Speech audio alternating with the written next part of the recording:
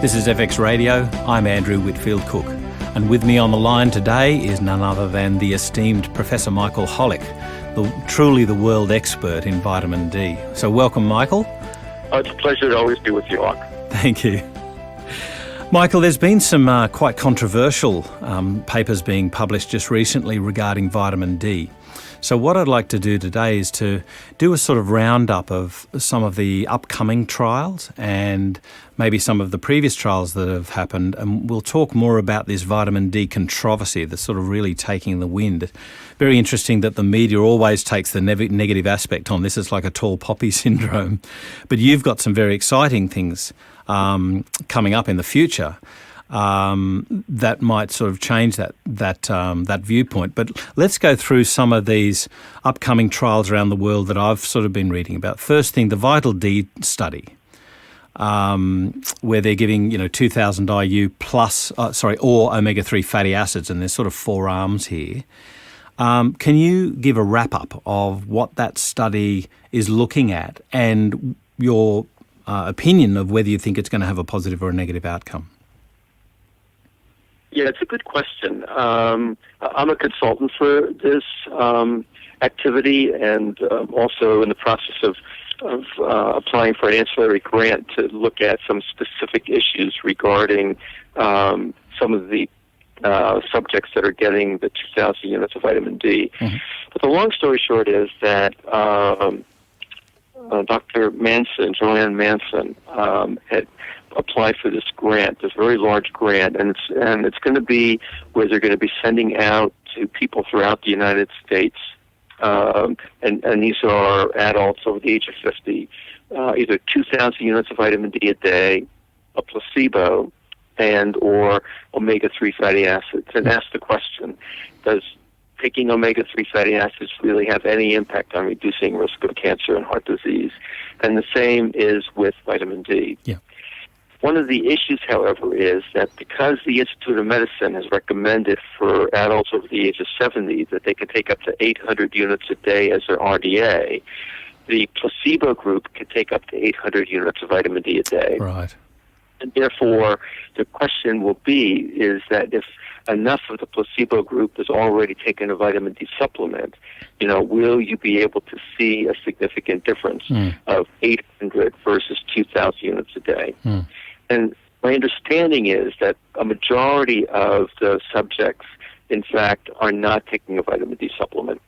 The good news is that they're going to be measuring baseline and study over the period of time of this next 5 years, blood levels of 25-hydroxy vitamin D, so that they'll be able to at least look at these different outcomes, which is colon cancer and various other cancers and heart disease, stroke, hypertension, bone health, and relate it to their baseline 25-hydroxy vitamin D, and if there's any improvement whatsoever, to their mid-study or end-of-study 25-hydroxy vitamin D level. They're also going to be measuring bone formation, bone resorption markers. So they're going to be measuring markers of inflammation. So there should be a huge amount of information that can flow from this study. And now that they're going to have blood levels of 25-hydroxy vitamin D, they may be able to put it all together. Yeah. But like I said, the concern, of course, is the placebo group could take up to 800 units a day, and that in itself is likely to have an effect. Yeah. That's a really interesting thing that you mentioned about hypertension. We'll talk about that a little bit later. But when we last spoke, we were talking about the review that Bolland and Reid did in New Zealand, and they basically trounced vitamin D, just saying there's no point in looking at it further for bone health and things like that. But I think you said that they didn't do prior and in-study measurements of vitamin D levels. Correct. Yeah. That's part of the problem. I mean, it's not that they didn't do it, but what they did was that they did basically a meta-analysis. They did not do a new study, which is kind of what the press implies. Yeah. But they simply looked at previous studies. Most of those studies were using 400 units of vitamin D a day, so an inadequate dose of vitamin D. And They didn't really do a very good job in measuring baseline or end of study 20-hydroxy-D, didn't measure bone resorption and formation markers. So there are a whole host of reasons why just putting a bunch of studies together and saying that in some, these studies don't demonstrate benefit, well, not a surprise. I mean, they weren't getting the kind of vitamin D that we think you need to satisfy your body's vitamin D requirement, even for bone health. Yeah.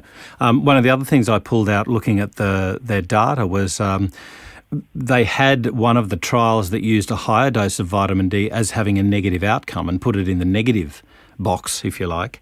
But that trial was the one where they gave 500,000 IU once a year in fall and looked at falls, and they had an increase in falls. Well, it's not actually the case that that's necessarily negative.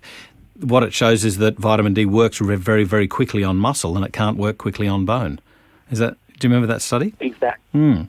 Yeah, these are elderly nursing home residents that probably don't see the light of day. All of a sudden, they're vitamin D deficient, and they're now getting this energy boost of vitamin D and feeling a heck of a lot better, being more active, and therefore more likely to be at risk of falling and therefore fracturing. And if you look at the data set, they showed that there was a 31% increased risk for fracture out of 3 months, but no significant increased risk for fracture and falling out at about 6 months.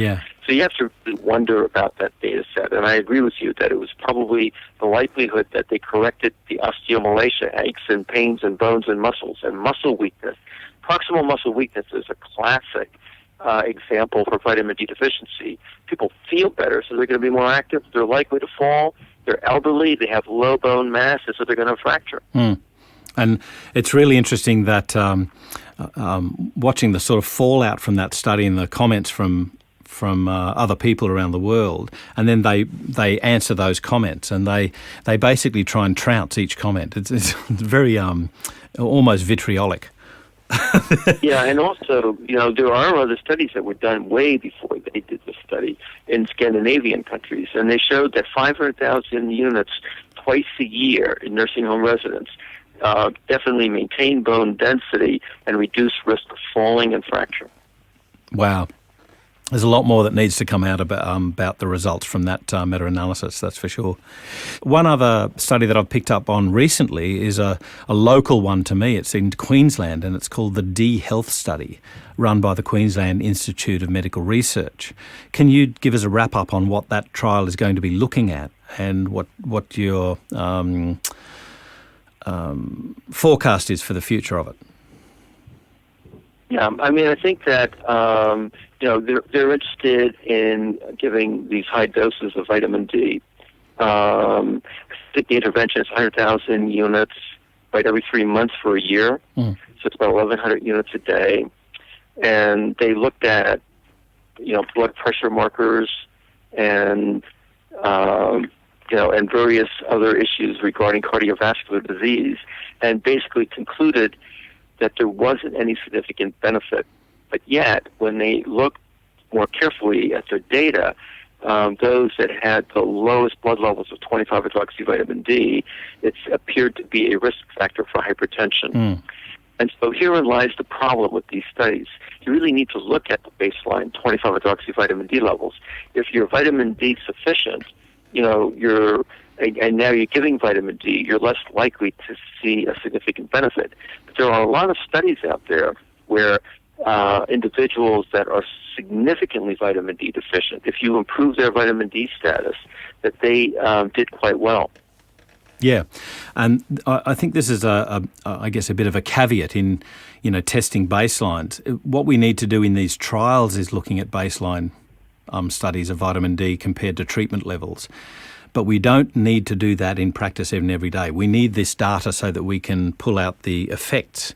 But when we're looking at a clinical application of it, we're testing way too much. We need to be asking more simple questions like, do you go out into the midday sun for 5 minutes? Is that right? Amen. And also, and not only that, but, I think that to me, it's a little bit ingenuous to think that you've been vitamin D deficient for a very long period of time, and you really increase your risk for many of these chronic illnesses, and then expect to just start taking vitamin D for a couple of months or even a year or two and expect to see a dramatic reversal in, many of these outcome measures. Yeah. And that's why we continue to promote adequate vitamin D from birth until death, because we think it really does play a role in maintenance of good health. Yeah. One of the other things that I have a question about these trials, where they're using, what we would term up to be appreciable levels of vitamin D for most people or for many people. But unfortunately, the sad fact of our Western society, particularly in America and Australia, is that we're way overweight. So when we're looking at 2,000 IU as an intervention, a daily intervention, in obese people, we may have to times that by 3 to 5 times to get the same sort of effect as in somebody of normal body mass index. So again, when we're looking at these trials, when you're looking at a larger population, half of them at least are going to be way overweight. Can you just take out half of those that they're going to be non-responders, or how do you answer that question with this sort of dose? Right, and so that is absolutely an issue. And as you probably are aware, there was this very interesting New England Journal article that came out by Dr. Powell looking at blood levels of 25-hydroxyvitamin D and the vitamin D binding protein, and then relating it to the bioavailable 25-hydroxyvitamin D. Right. And, all of that probably is playing a role as well. But like you said, we know that if you have a BMI of greater than 30, that you have a marked decrease in your blood level of 25-hydroxyvitamin D. And to be able to treat and maintain vitamin D sufficiency, they need 2 up to 5 times more vitamin D. So you're right. We think that a good dose of vitamin D is 2,000 to 3,000 units a day. That's what I have all my patients on. I personally take 3,000 units a day. Blood level in the range of 100 to 125 nanomoles per liter. And if you're obese, you may need to be on 6,000 to 8,000 units, up to 10,000 units of vitamin D a day, just to raise your blood level into this range that we think is the healthy range. And most studies don't take that into account. So again, in a trial situation, it's really important to do baseline and treatment levels. And maybe some of these trials should be looking at the effects that are seen when you raise the serum level of vitamin D to a certain level. Exactly. Yeah. Is there any trials coming up looking at that? It's very important to measure baseline 25-hydroxyvitamin D and, probably mid-course study to be sure that they're compliant and that you're getting the desired level for 25-hydroxy D, and certainly at the end of the study to be sure that the level is in what we consider to be the healthy range, which the Endocrine Society recommends is about 100 to 150 nanomoles per liter. Yeah. Be very interesting to look at that as an intervention. But I also take that point that you made previously and you make again, is that the review by Bolland didn't even look at the measurements, and so you can't even be sure that people actually took the supplements. It's a big issue with compliance, as we know. Exactly. In fact, the 2 largest studies that have looked at vitamin D and bone health, one is the RECORD study out of Great Britain, and the other is the Women's Health Initiative. And both of those studies, they didn't have baseline and end of study 24-hydroxyvitamin D levels, and they admitted that probably upwards of 50 to 60% of the time these people weren't taking what they were supposed to be, so that the compliance rate was very low. Yeah. In fact, I also read in one of the studies that was a negative study recently, and it might have been the one looking at hypertension with no effect, and they said, but this, even in the abstract, they say that this study has got limitations by the adherence to take the active. Yeah, I mean, you have to kind of wonder why these things get published. Because if you don't take it, why would you expect it to work? So I have to ask this next question, and it's a very cynical question to ask, but I have to ask it. If investigators continued to use these low doses in trials, we know that we've got issues with obesity. They're not measuring baseline nor treatment levels. Surely they've got a fair idea that they're going to have a poor outcome or a negative outcome in the trial. Why do they continue to churn out these trials? Well, part of the reason is that the IRBs have been very concerned that if the Institute of Medicine recommends 600 units for most children and adults, 800 units for adults over the age of 70, with a safe upper limit of 4,000 units, and before 2010, the safe upper limit was 2,000 units. So the IRBs were reluctant to give approval to be giving these higher doses. And furthermore, there continues to be this issue that if you get a blood level of 25-hydroxyvitamin D, much above 150 nanomoles per liter, they have what's called this U-shaped curve. Yep. So that whereas everybody agrees that if you increase your vitamin D intake, if you're vitamin D deficient, you reduce your risk for mortality, and you maintain that lower risk. But then all of a sudden, at around 150 nanomoles per liter, they say that now all of a sudden mortality risk is going up, or that risk for cardiovascular disease is going up, or cancer is going up. And so people have been reluctant to be giving higher doses, getting much above 150 nanomoles per liter, which is where we think people should be at, between about 100 and 150 nanomoles per liter, to have the beneficial effects of the vitamin D. Right.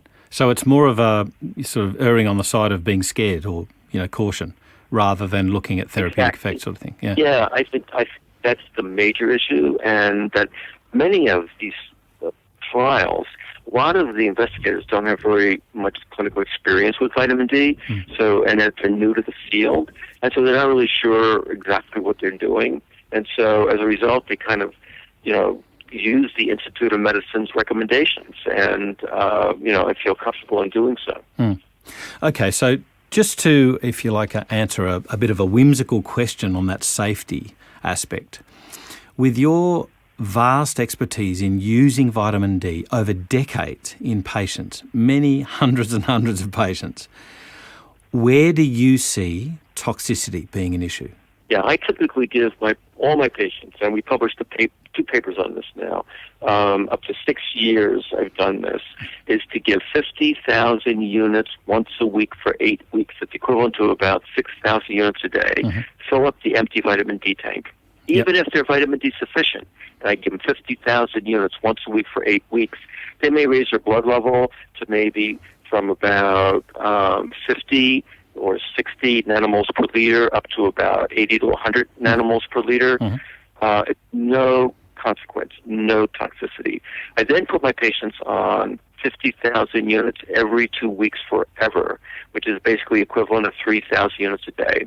And again, we published a paper, Archives of Internal Medicine, 2009, and showed that there was no toxicity and that everybody was able to maintain healthy blood levels above 75 nanomoles per liter, most around 100 to 150 nanomoles per liter. Right. Okay, so if I can, not a devil's advocate's question, but just to sort of check you on that. So you tend to give larger bolus doses less frequently.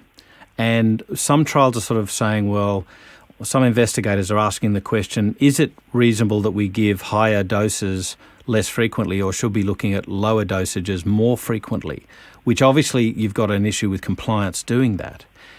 What do you find to be more effective in your practice?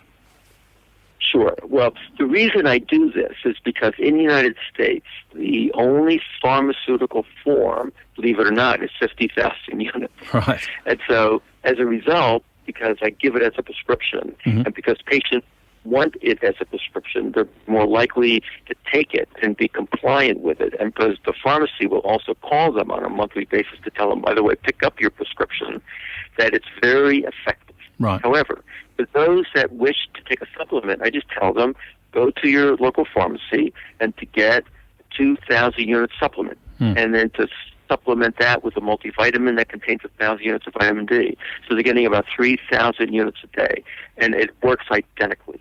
Yeah. And I think that there's one huge thing in my book that we need to also advocate to patients, and that is the safe sun exposure policy.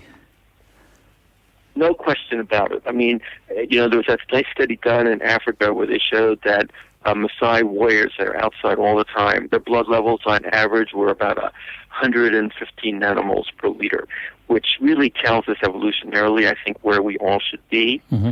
We developed an app, DMINDER.info, that is for free. You can use it now in Australia or anywhere on the globe, and it'll tell you how much vitamin D you're making based on your skin type, time of day, season, and your latitude. Yep. So, and I usually recommend always protect your face, most sun exposed, most sun damaged, but arms, legs, abdomen, and back is perfectly fine.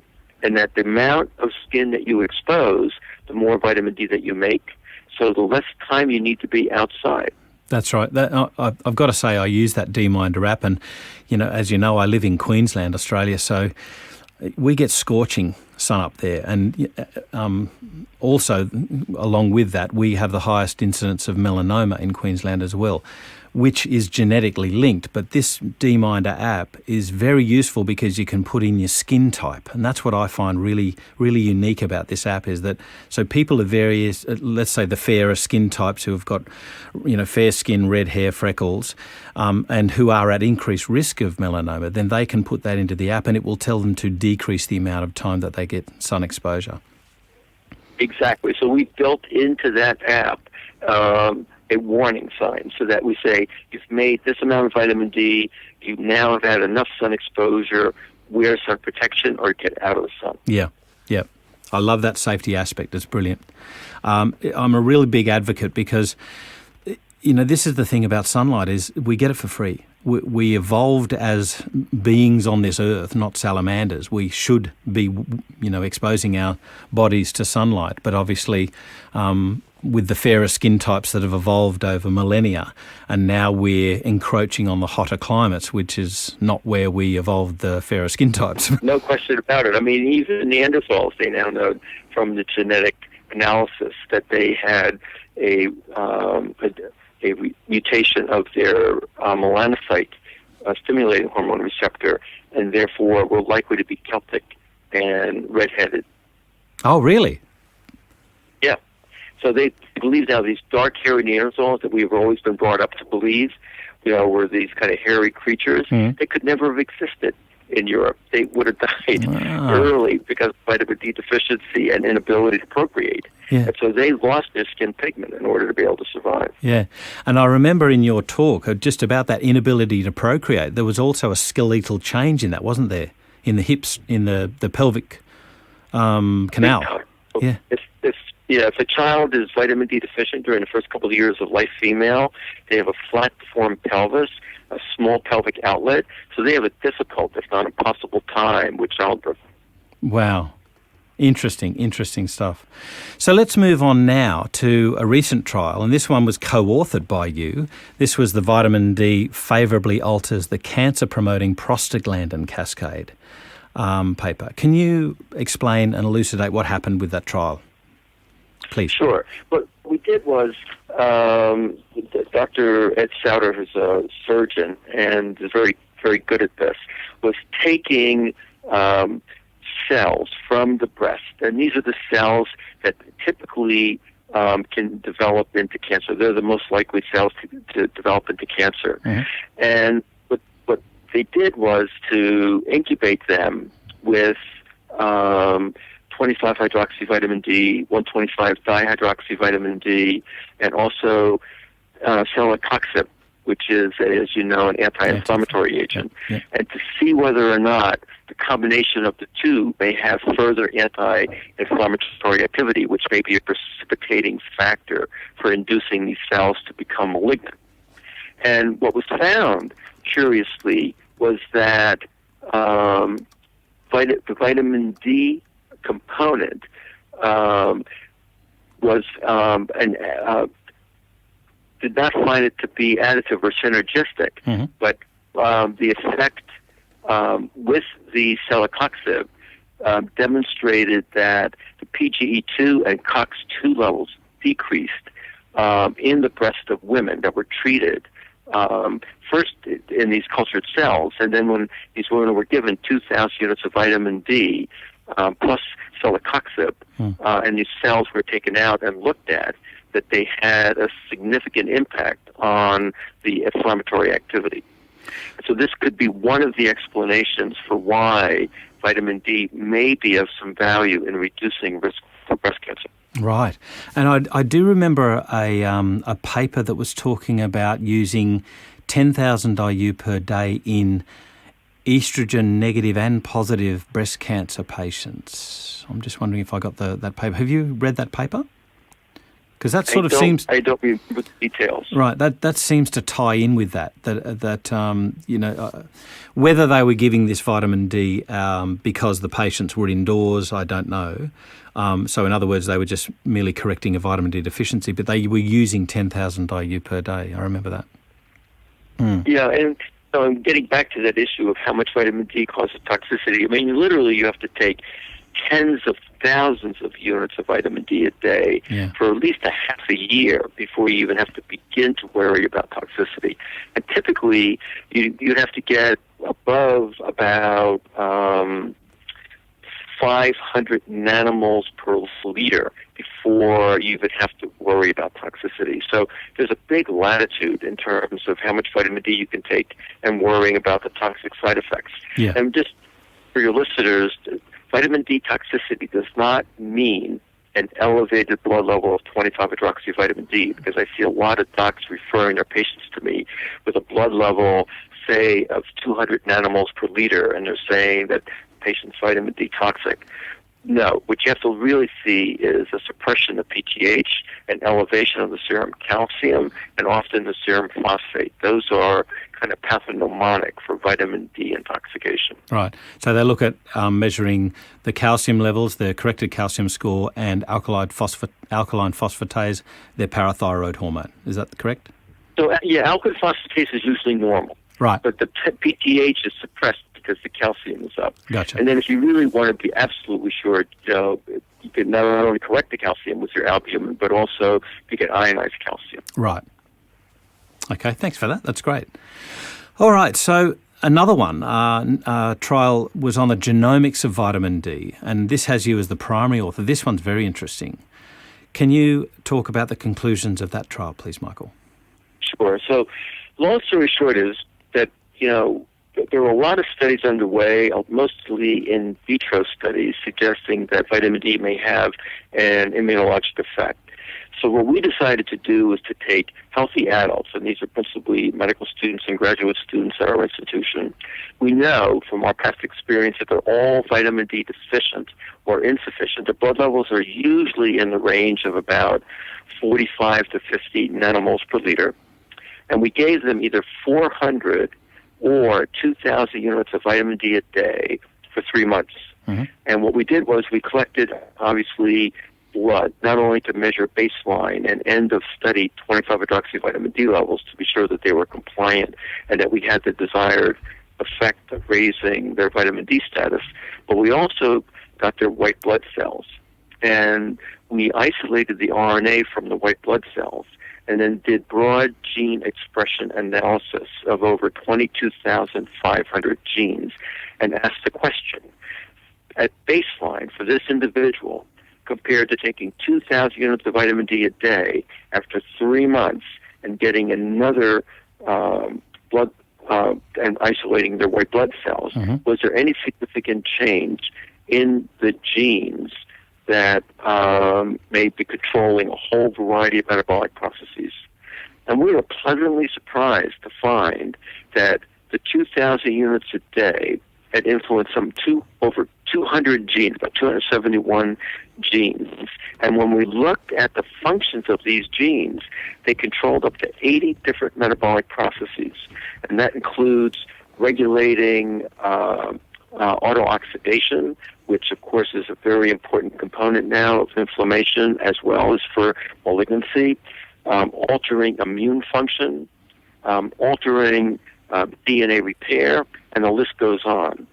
So I think what we've demonstrated for the first time is this non-calcemic benefit, this direct non-calcemic benefit of simply increasing your vitamin D intake for a period of 3 months, raising your blood level from about 45 to 50 nanomoles per liter up to about 75 to 100 nanomoles per liter.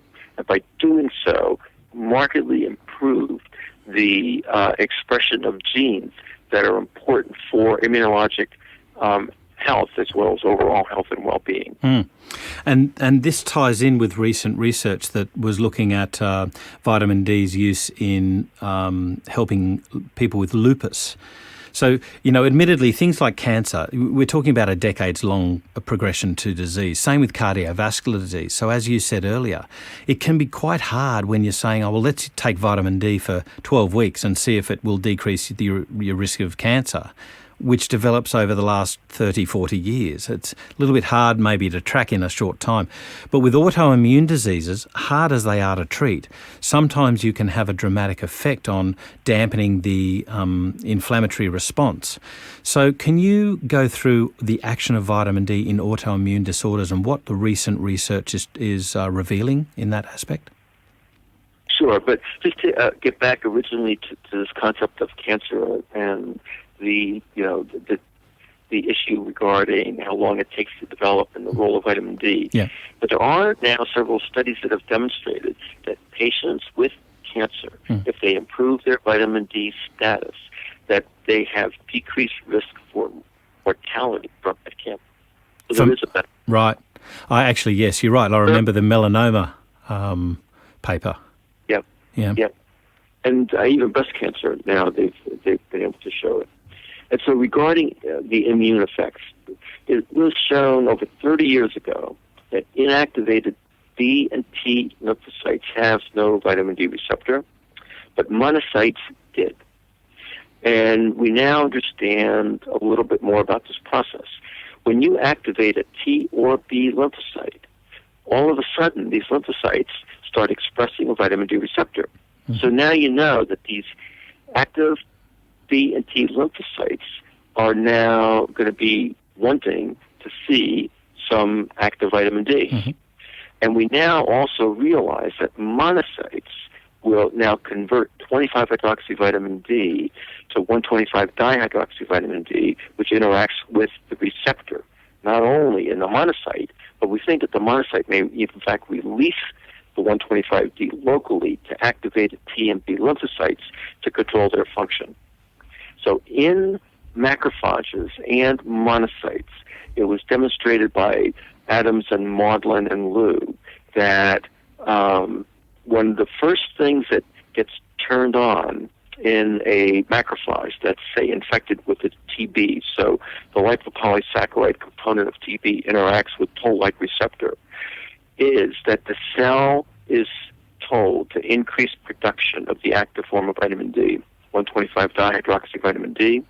It now goes back into the nucleus, interacts with its vitamin D receptor, and now increases the expression of cathalicidin, which is a defensin protein that specifically can lyse and kill infective agents like TB. Yep. So we think that it plays a very important role in helping to fight infectious diseases, acute infectious diseases. But on the other side, T and B lymphocytes. For B lymphocytes, the active form of vitamin D downregulates immunoglobulin synthesis. Now you may think, oh my gosh, if you do that you're now increasing your risk for infection.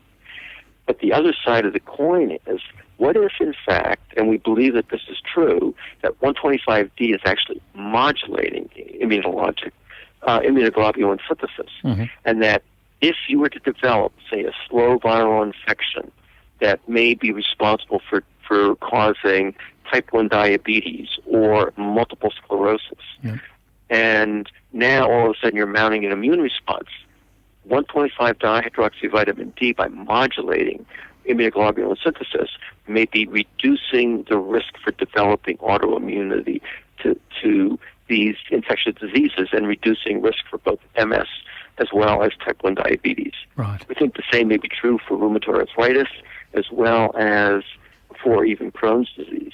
Right. T lymphocytes, we now know that the T1 to T2 ratio is significantly changed when 125-dihydroxyvitamin D interacts with these lymphocytes, making them more prone to be favorable lymphocytes less likely to be reactive to its host, i.e., to cause autoimmune disease, but yet help to fight infection and inflammatory processes. So that can also answer the way that macrophages get hijacked by cancers, basically, to propagate cancer rather than kill them, the tumour-associated macrophages. Correct. And we think that, this happens in granulomatous disorders, even like sarcoid, that these macrophages are coming in, they're trying to do their thing, that they may not be as successful, but they're definitely producing 1,25-dihydroxyvitamin D, which is kind of the driver for the engine to help the macrophage do its thing, is to help the macrophage function, be able to affect either malignant cells and or infectious processes. Right. So as an intervention in, let's take autoimmune diseases, disorders for a category, if we looked at things like, firstly lupus, where there were some recent positive trials with using vitamin D, but also the caveats that are associated with things like sarcoid, which you just mentioned previously. Can you talk to us about what sort of interventional levels you use of vitamin D in the various disorders, and how quickly you'd expect them to work, or what sort of outcomes you'd expect? It depends on the circumstance. And so what we always do is to, all my patients, and I alert them, is that you definitely need to monitor their calcium, their 25-hydroxyvitamin D, corrected calcium for sure, and maybe even 24-hour urine calcium to be sure that you're not having any side effects. With that said, we know that typically about 90% of patients with sarcoid have hypercalciuria, 10% can develop hypercalcemia. And the major reason is because these macrophages produce 1,25-dihydroxyvitamin D, which enters the circulation and then has effects on your calcium metabolism in both the intestine and bone. So for sarcoid patients, I usually caution them, and I only put them on an amount of vitamin D that gets their blood levels in the range of about 50 to about 65 or 70 nanomoles per liter. In that range, they can be basically vitamin D sufficient for themselves because of their sarcoid activity and not cause hypercalcemia or significant hypercalciuria. The other side of the coin, though, is for patients with lupus who aren't necessarily having activated macrophages making 1,25-dihydroxyvitamin D, is that we will give them more vitamin D, as I've given my now MS patients more vitamin D, even my rheumatoid arthritis patients more vitamin D. See if I can improve muscle function for MS patients, maybe improve the honeymoon period. For rheumatoid arthritis patients, some of them tell me that they feel better by being on higher doses of vitamin D. So some of them are on 10 up to 20,000 units of vitamin D a day. But I watch very carefully, making sure that their total calcium, ionized calcium, and corrected calcium are normal. I often will do a 24-hour urine calcium, and if I don't see any change, PTH doesn't change, I know that I can maintain their 25-hydroxyvitamin D level even around 300 nanomoles per liter, and possibly have some anti-inflammatory activity for these chronic illnesses while not causing toxicity. And I think to tie this in, if you like, to the comments that we made right at the beginning regarding testing, that for most people it's not appropriate, but for these conditions and for those people who are at risk, then obviously testing a baseline and your various measures of toxicity in those predisposed people, that these are the relevant group to be testing in. Exactly. And just to put this into perspective, because I know that this testing is becoming very controversial because it's the most ordered test in the United States. My understanding is in Australia, somewhere around 80 to 100 $1 million Australian dollars is being spent on that assay. So you're right. We do not recommend testing. Sensible sun exposure, getting the amount of vitamin D that I've been recommending, the Endocrine Society has been recommending, 1,000 units for children, 2,000 to 3,000 units for adults, and more if you're obese. But think about it, is that if you have rheumatoid arthritis or multiple sclerosis, some of these medications are incredibly expensive and toxic. And so if you can increase their vitamin D intake, and yes, you have to monitor their vitamin D status and their 24-hour urine calcium and the like, the expense for that, and also the relative safety of this is so much better than many of these immunologic agents that are being used for treating rheumatoid arthritis and multiple sclerosis, is cost effective. And that's just such a perfect point for the appropriate testing of vitamin D levels. So, Michael, just as a wrap-up point, can you go through for the listeners those medications that actually decrease vitamin D or have issues with vitamin D metabolism? Sure. I think that the one that is well known, of course, are anti-seizure medications like Dilantin and Tegretol. It was well documented over 40 years ago by Dent in England that children institutionalized on multiple anti-seizure medications had rickets and vitamin D deficiency, and that they had a resistance to vitamin D. And it's all because these drugs specifically increase the catabolism of 25-hydroxyvitamin D. And it's easy to overcome is to simply increase the vitamin D intake, monitor their 25-hydroxyvitamin D levels. Usually they need about 3 to 5 times more vitamin D when they're on an anti-seizure medication. Prednisone will do the same thing.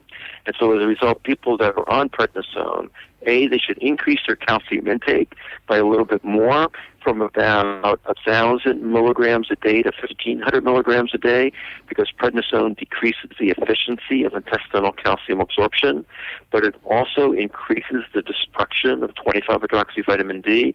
So often patients need about 2 to 3 times more vitamin D in order to satisfy their vitamin D requirement. Also, rifampin, even St. John's wort has been shown to increase the destruction of 25-hydroxyvitamin D, so that there are various medications out there that can decrease your vitamin D status by increasing the destruction of 25-hydroxyvitamin D. Also, if you're on cholestyramine, this will bind vitamin D, so it won't permit you to absorb it.